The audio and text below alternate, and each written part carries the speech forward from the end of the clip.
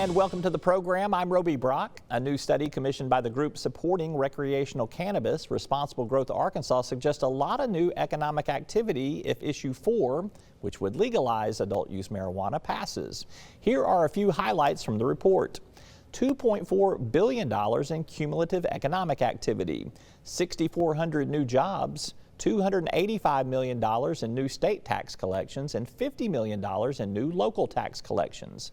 Joining me now is the author of this report, Dr. Michael Pakko, economist with the Arkansas Economic Development Institute, housed at the University of Arkansas at Little Rock. Good to see you, my friend. Good to see you again. It has been a while. Yeah.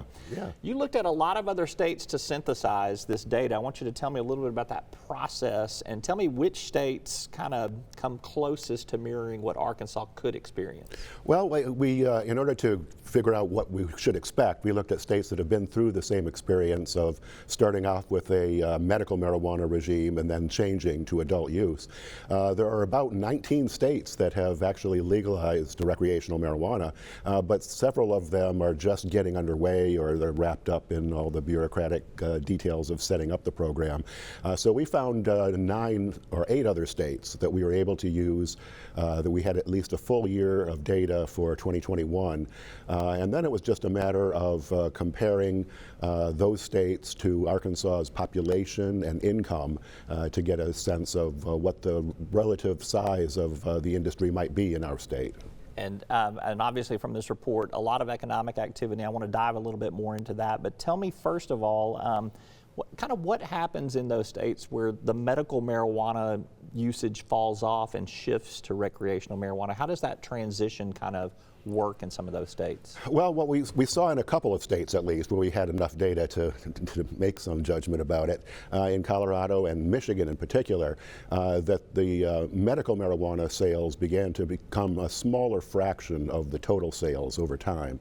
Now, there are certain advantages. I think in Michigan it's the same as this proposed for Arkansas, that it would be medical marijuana is tax-free, but at the same time there's also the bureaucratic process of getting that medical marijuana card, et cetera. So it may be that some individuals find it not worth the effort to go through that process of getting that card and can just go down to the adult use dispensary instead. So we don't expect that to be a big factor, but a little bit of a drop off in the size of the medical marijuana market as time goes on.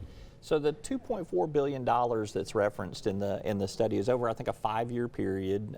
Is that a net economic impact, or is that just projected and then there could be some other things that could knock that down? Well, you know, no forecast is perfect. That's perfectly correct. But yes, it is intended to be a net forecast. So what our baseline is the assumption that the medical marijuana industry would continue on as it is for the next 5 years. And so all our comparisons are with that forecast in mind. So what we're looking at is that increase in GDP above and beyond what would be there in the medical marijuana industry. One of the things that I hear from opponents of the recreational marijuana proposal is that in some states you have more accidents now as a result of recreational marijuana use, which can lead to higher insurance rates. You've got lost worker productivity. Is any of that factored into your economic assessment? No, our analysis is purely economic and financial, looking at the impact on the state's GDP, jobs, and tax collections. Now, there are a lot of additional non-monetary considerations that one might look at on both sides of the issue, whether it's the issues you referred to as the opponents or the proponents of adult use marijuana would point out the cost to society of arresting and processing and incarcerating people for possession. So, those kind of things are all factors that should be considered. But our focus in this paper is very narrow on the business aspect. Does it shift consumer spending? Again, just in your analysis, are you looking at people that would maybe spend money on something else and now they're going to spend it on recreational marijuana, or is it kind of all new spending? Yes, that's really the fascinating part about this whole process of trying to model it, is where is the demand going to come from? Now, we modeled a couple of different sources of in-state demand. One would be those who don't currently consume any cannabis and who would begin to do so because it was legal and available. And there we explicitly modeled diversion of spending from other consumer goods to cannabis. The other class of in-state spending that was important is those who currently purchase marijuana on the black market. And so while that is certainly new spending in the above-ground economy, it represents an increase in measured GDP and jobs, it really is just displacing a different kind of economic activity because, of course, black markets are part of the economy too. Yeah. But you can't measure the black market, though. I mean, I guess how did you kind of, I guess, factor some of that into the study? Well, you know, when we looked at trying to divide the in-state demand components into those new customers versus black market diversion, it was really kind of in a sense, it's guesswork. But we did look at surveys of marijuana use from the federal government and estimated that there are currently about 330,000 Arkansans who say they have used marijuana in the past year, and certainly the number of medical marijuana cards out there can't account for all of that. So there clearly is a significant black market out there. I haven't looked at the medical marijuana card issuances. How do you remember off the top of your head? Kind of ballpark where they in are? the range of about 90,000. Okay.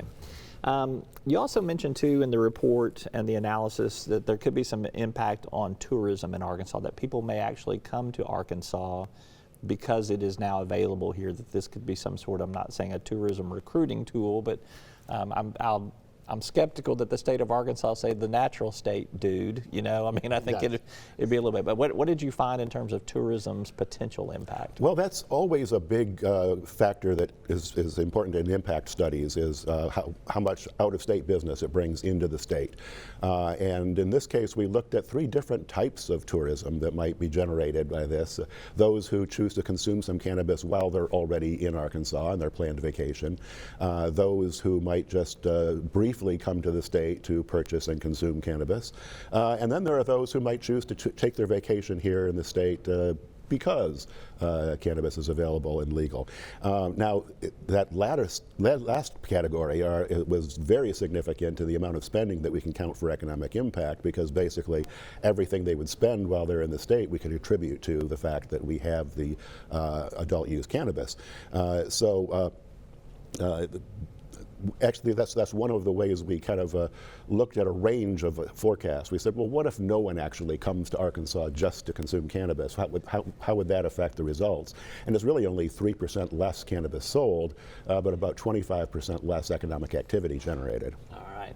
It's an interesting study. If you're wanting to know a little bit more about the economic impact, you can catch that on our website. You can certainly Google it and find it on your website too. He's Dr. Michael Pakko. He is with the Arkansas Economic Development Institute. Always good to see you. Thank you for coming and explaining these numbers. I appreciate it. Thank you.